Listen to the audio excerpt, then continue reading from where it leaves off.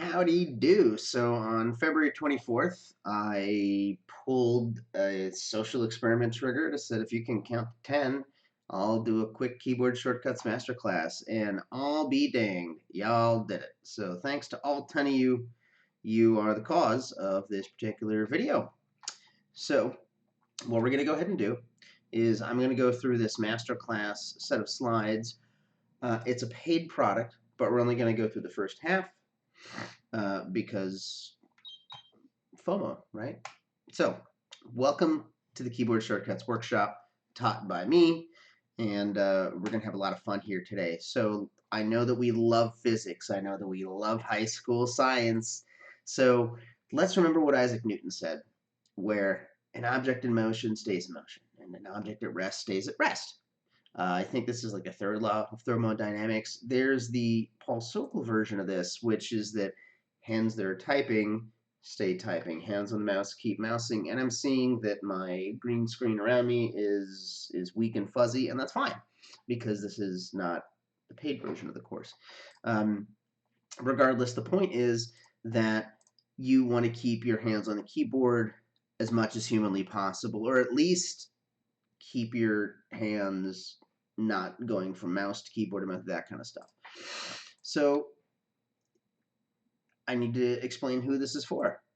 So if you want to work more efficiently, or if you hate going from keyboard to mouse to mouse to keyboard to mouse to keyboard, like I was just saying, or if you regularly type in your day-to-day, or if you use a Windows or a Mac, if you're using Linux or anything like that, this is not for you.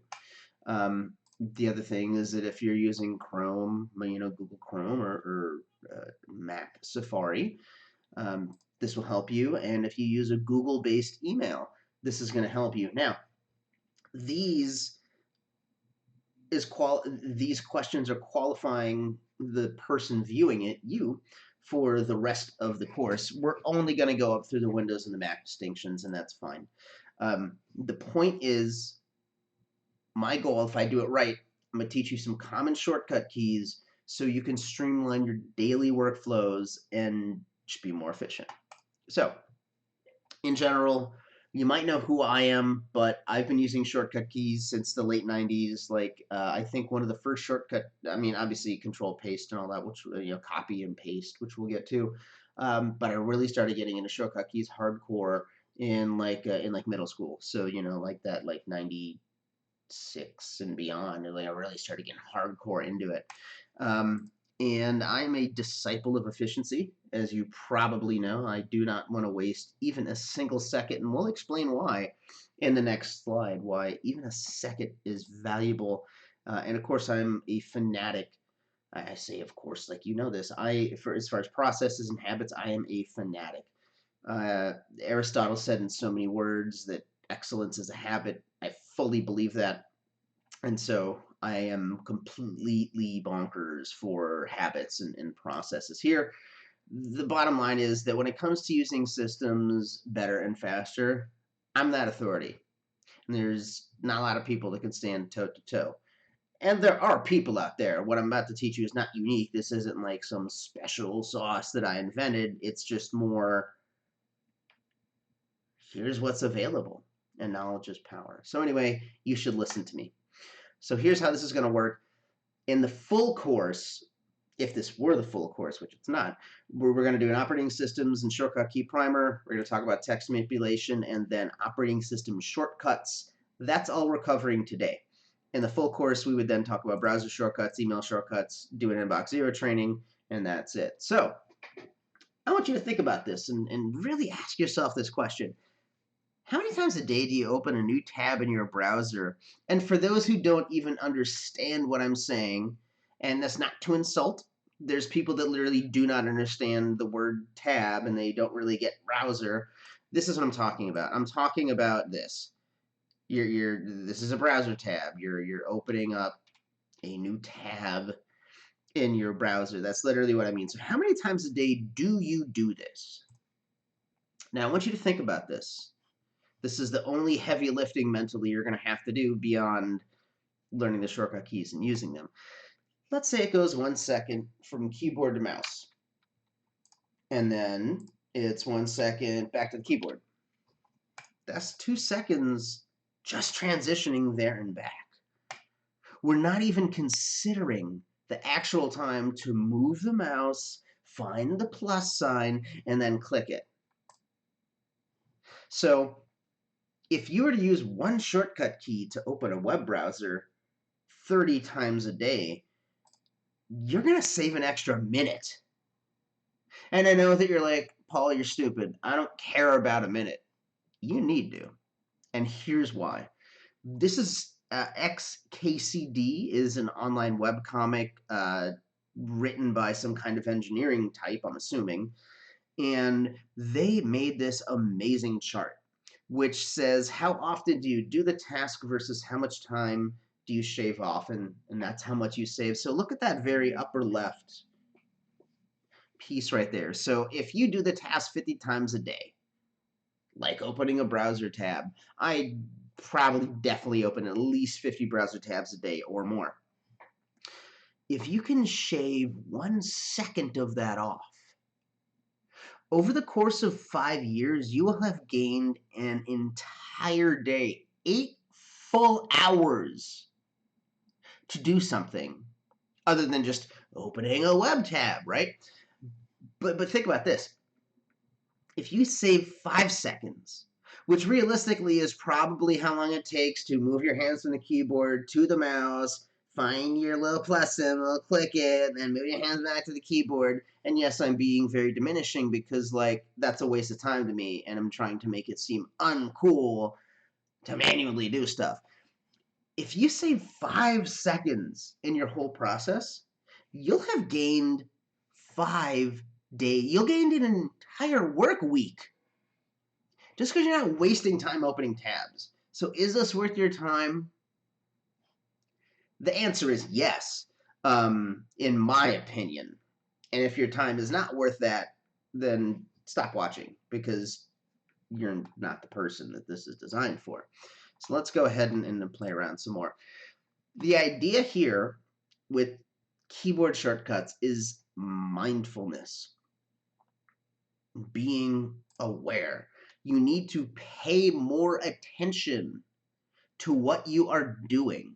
Like, actually get out of your head, click down on your body, and I just said click down on your body. Be aware of what you're doing. And you need to catch yourself as you are wasting time on old, inefficient habits. And this is going to happen. You're going to learn shortcut keys. Human nature is to use what we're used to. So you are going to revert to your old habits. You need to pay attention to what you're doing, your physical awareness of your hands, and you'll get better. The trick here is to understand what keyboard shortcuts exist first. And then you memorize the keystrokes. And then you start using them. And this is 100% a progressive process. Like I said, I started using shortcut keys in like the late 90s when I started building computers and whatnot, learning HTML, all that. I'm still learning keyboard shortcuts today. In fact, one of the most recent favorite keyboard shortcuts I learned from Brett Gilliland of Elite Momentum. And he taught me how to see these bullet points, right? There's a shortcut key to actually swap them and move the order instead of doing a bunch of weird copying and pasting stuff. So you're never going to master keyboard shortcuts. You will master a specific keyboard shortcut, but you're always going to learn more because there's more keyboard shortcuts than any one human would ever need to use. And I say need because there's some real function-specific keyboard shortcuts. You may never use it in your business, and that's okay. If this were the full course, you would be receiving a PDF at the end that you want to print out, and you want to put it on your wall and just constantly reference this. But you're not going to get that today. So anyway, let's talk about an operating system primer here. If you understand how computers work, hang out. I'll try and make this not too droll. A computer runs on an operating system, also known as an OS. And the operating system is the platform to run various programs. And again, this seems super obvious, but if you don't know this, you need to understand this in order to use keyboard shortcuts in the first place.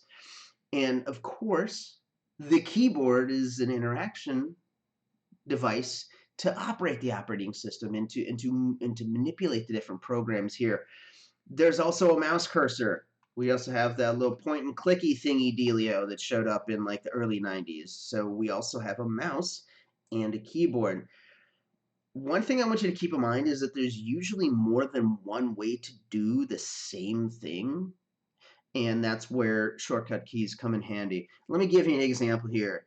Touch your nose. I can also do this. Okay, I'm touching my nose in both cases. There's a better way to do it. It's this.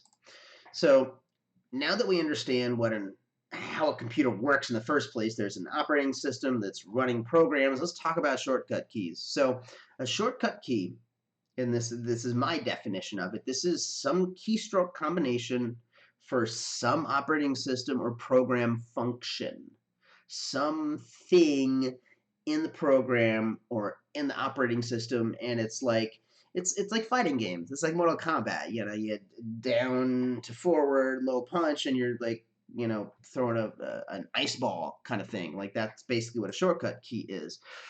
In most cases, this is always going to start with some kind of a modifier key. So let me explain what these are here. You have the control key. Yeah, and looking at your keyboard here, it's like that lower left kind of thing here. Macs also have a control key. Then you also have the Alt key. On the Mac platform, this is the Option key, but they effectively function the same way. Now, Tab is a really interesting one. This blew my mind I feel like I would have been out of high school when I learned this, but it's a focus modifier. Now, when I say focus, I mean where the text cursor is. And we'll talk about that when you get to text manipulation, but it's a focus modifier. You're modifying where the focus of your cursor is. And what's cool is that Shift can also be used as a modifier. It can also act as a reverse for a shortcut key, which we'll go ahead and look at. Now, operating systems. There are operating system specific key modifiers. So again, looking at Windows, there's the Windows key, right? And then of course there's the Command key. Now, here's a great example. I accidentally got out of the slideshow. Yeah, I could find my mouse and then the upper right click shed, so I could also just hit F5. I'm sorry, Shift F5, because F5 is just the normal fresh. Oh, look at me put my foot. Control Shift F5. There you go. Okay. Anyway, Control F5. That's what I meant. Control F5. Okay. Anyway, I have to touch my mouse for that. Wasn't that beautiful? So basically, these are your shortcut key primers. It's a combination of keystrokes, and it's in most cases almost always starting with some kind of a modifier key, or it includes a modifier key. So let's talk about text. Maybe you've never thought about this. This is probably going to blow your mind. You're typing, the text cursor is somewhere, and you know that you can use the arrow left and right to move it around, right? Well, if you hold Shift, it actually this will actually let you highlight. So if you hold Shift and press right, you're going to highlight everything to run at a cursor. Shift and hit left, it goes to the other side of the cursor. I'm holding Shift with my hands here. Now, if you don't want to highlight text, if you just want to move the cursor around, this is where you would hold Control. Or if you're on a Mac, hold Alt. So this is where you start to see differences in the operating systems, but the function is still the same. So you just hold Control, and you can jump between the words instead of going one character at a time, which takes a lot of time, and you don't want to waste your time. Can you combine these? You sure can. And I just totally telegraphed what I'm about to talk about next. But the other thing to be aware of is that text happens in lines, at least on a computer. So when you press the home key, that will go to the beginning of the line. And then when you hit the end key, it goes to the end of the line. If you're not familiar with where these home and end keys are, at least on my keyboard, and not all keyboards have them, but you can see there's this home and end key kind of right in the middle, which is bad. It's these two, home and end, home and end. If you're on a Mac, just hold Command and press left or right. We all know the backspace deletes everything to the left of the cursor. Did you know that the delete button deletes to the right of the cursor? Crazy, right? So a normal person that does not understand how to use these text efficiencies, if they needed to delete something, if they needed to delete a word, they're going to arrow over to the end of the word, then press backspace a bunch, or because you're smart, you're going to press backspace and then delete to get the rest of the word out of there. Okay, and if that wasn't cool enough, let's go ahead and go back in time. I want to introduce you to 1983. This is where cut, copy, and paste are. You're probably aware of this, and I can't assume any knowledge. So there is a clipboard digitally inside your operating system that stores a thing. So you can highlight text or highlight words or whatever, and if you Control X or on a Mac command, you cut that out into your keyboard. Or Command Control C will copy that to your keyboard. The difference is when you cut it to your clipboard, it removes whatever the text or something, and copying leaves it there. And then, of course, Control V or Command V will paste from the clipboard. Now, this is something Greg Jenkins taught me. You can modify this and do a plain text paste because there's lots of hidden stuff like formatting and whatnot. Sometimes, especially working with like spreadsheets and stuff like that, you literally just want to paste the text, nothing else. If you hold Control Shift and then V, you're going to go ahead and do a plain text paste. If you're on a Mac, you need to hold Alt. So that's how it works. So Control Shift Alt V on a Mac. Now we're going to go to 93. This is how we chill from 93 till. We're going to talk about undo and redo. This is something that's built into nearly every program. It's built into most operating systems, and you can, as the language lens, you can undo what you just did, the last couple of keystrokes. You can also redo what you did in case you want to redo it. The other thing is selecting all. This is super helpful when you're talking about giant chunks of text or something like that. This will select all on the focused objects. Remember I was talking about focus where the cursor is? I do this a lot with loading ads on various ad platforms. The focus may be like the tiny chunk of text the ad's at, and I just Command A to select it. Control A. I use PC. So let's talk about other stuff that you might not have thought about. So yes, we've talked about text, and that's cute, and we can copy and paste and move around and highlight and all that stuff. You usually are using multiple programs at once. So, maybe you're using, I don't know,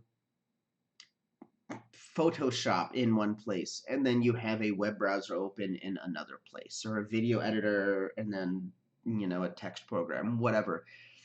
An operating system lets you run programs, as we said. So moving between them can be a massive waste of time, or you can be smart about it.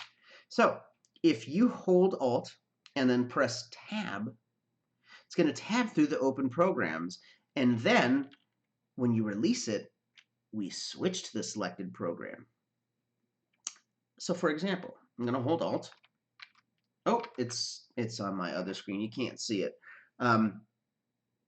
you hold Alt and hit Tab until you're at the program you want, and then you let go. If you're on Mac, you hold Command and Tab. The other thing that's cool is, what if you have a bunch of programs open or windows open? You know, because sometimes that happens.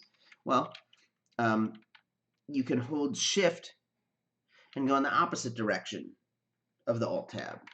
So again, yeah, I can hold Alt and Tab 9 times to get to the program I want, or I can hold Alt Shift and press Tab once and go back to that 9th program. Again, mindfulness. Do not be a zombie. Pay attention. I love this one. And this is something I didn't even think about. Like, I literally, it's, and I say literally because it's a muscular mental pathway in my head where you just press Alt Tab and that's it, and you swap between the last 2 programs. I'm on Word, Alt Tab to Chrome, Alt Tab back to Word, Alt Tab back to Chrome. Like, that's it. So you don't have to press Tab to cycle. You can just Alt Tab, Alt Tab, Alt Tab, or Command. So this isn't enough because we have our screens. So how do you move around the actual program windows? Well, this is super handy because you can hold the Windows key and press up to maximize full screen, you know, whatever window's going on. If you're on a Mac, use Control Command F. If you press Windows down, it's going to restore that window either to its original size if you've maximized it, or you press Windows down, you'll minimize it. So if I hold Windows and press down twice, that's going to guarantee minimize whatever window I'm working on. On a Mac, you just press Command M, and that's only minimize. There isn't this restore active window size function. Let's talk about Windows specifically, because they are different operating system efficiencies here. So if you hold the Windows key and then press left or right, it's going to dock the window to the left or the right side of the screen. If you, and this, I learned this when I was working as a success coach at Keep, and I had 2 monitors and I had to, like, you know, have the things there. If you modify it with Shift, it'll move a program from, you know, if I did Shift, Windows Shift right, it goes from program, you know, monitor 1 to monitor 2. So you can actually shift it between monitors. Obviously, this only works if you only have 1 monitor. And sorry, Mac folks, this is why PC is better, in my opinion. Fight me in the comments. This doesn't exist on Mac. Let's talk more about the operating system efficiencies here. So if you press Windows D, which I'm assuming stands for desktop, it's going to basically minimize everything, show your desktop. So I'm going to press Windows D right now, and then I'll press it again to restore the windows to the previous state. Windows D, you're looking at my second monitor, which has nothing on it, and my first monitor, there's nothing on it. I press Windows D again, there it is. Everything is back up to where it is. There's the browser here, and then on the other monitor you can't see it, got OBS, which is recording it. If you're on a Mac, there is this mission control key, which is kind of how you can use that. If you're pressing Windows and E, it opens up a My Computer, which basically, I mean, on my computer right now, there you go. It just opens up a File Explorer window. Nice and simple. Oh, and look, if I hold Windows Shift right, I can go ahead and move that over to the other monitor. How cool was that? I didn't even need to touch my mouse. If you're on a Mac, you would want to press Shift Command H to open the user's home folder. It's basically the same function. The point is, oh, I need to look through my file structure. We can go ahead and do this. This is one of my favorite things in the world. And I set all my computers up the exact same way, so it doesn't matter what machine I'm on. I don't have to remember. You hold Windows and press 1 or 2 or 3, and it's whatever the pinned program in that spot is. So you know that Windows taskbar that has the things. So in my case, I always put Notepad as Windows 1. I always put it in first place, so I can always just open a Notepad if I need it. Windows 1.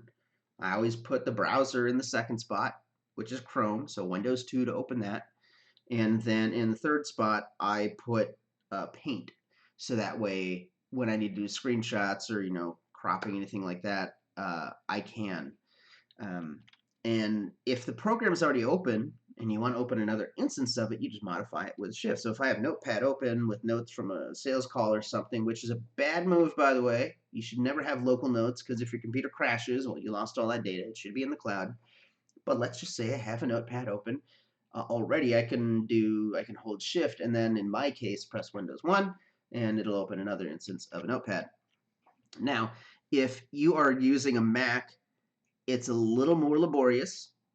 So what you're going to want to need to do is press Control F3 first to move to the dock, at the bottom, and then you use the arrow keys to move from icon to icon, and then you press Return to open the item. Still better than touching your mouse. We're going to wrap up with some common ninja habits here, because then we get into the browser efficiencies, which is not what we're covering today. If you hold Alt and press left and right, this allows you to move back or forward in the File Explorer. It also works the same way in browsers as well. If you hit Alt left, it's back. Alt right, it's forward. If you're on a Mac, you would either use Command and then the shifts. Alt F4 closes nearly any program on Windows. If you're a Mac, just use Command Q. This saves my life. This is what expanded my mind as a kid in high school. You can press F2 to rename a file. Whoop-de-doo. That is a huge time save, because either you have to click on it and then wait a few seconds for it to acknowledge the name of the file, or you have to right click, scroll down, go to rename, and then type the stuff. And we talked about tab being a focus modifier, right? Well, you can tab across multiple renames. On a Mac, the best you can do is just select it, wait for the thing to do, and then press enter. Another thing is throwing stuff out. Shift delete will permanently delete an object. It skips the trash can and just completely nukes it. The recycle bin. I never use my recycle bin. If I'm going to delete something, I'm deleting it, period. I don't want it back. So I always shift delete. I don't use the recycle bin. On a Mac, you use Command delete to send it to the trash. You still have to empty the trash. I get it, but this is why I'm not a fan of a Mac, because when you're pro, you know what you're wanting to do, and so you just do it. Now, if you want to copy things, you can hold Control, or on a Mac, Option, and then just click and drag the file thing, because yes, you need to use the mouse sometimes. But your right hand can be mousing, and your left hand can be, arrowing. Right-click W Enter on Windows will create a new folder. And again, it depends on where you're at. If my hand's already on the mouse, I may just click the new folder button. Or sometimes I'll just right-click in an empty space, W Enter, new folder. Now, depending on the programs you have installed, when you right-click and press W, you may have to press it a couple times to cycle through the create new folder piece. Just be aware of that. Use Shift Command N to make a new folder if you're on a Mac. This is a fun one. Windows plus and minus will zoom in and out on the screen. It's a usability thing. Option plus or minus on a Mac. Now, again, I don't have disdain for Macs. I just think that it's not as cool, because they just really tie your hands up. You have to actually enable zoom first, or disable it. So you got to press Option Command 8, and then you can do the Option plus and zoom. Control Command P is to print stuff. If you're either physically printing or print to PDF, really handy. And now we're at the browser efficiencies, which is where this is done, because the full course covers browser efficiencies, inbox zero, all that kind of stuff. So in any case, thank you so much for watching. Thanks for counting to 10. That was a blast. And if you have any questions, please let me know. And if you're going to do anything, you might as well be pro.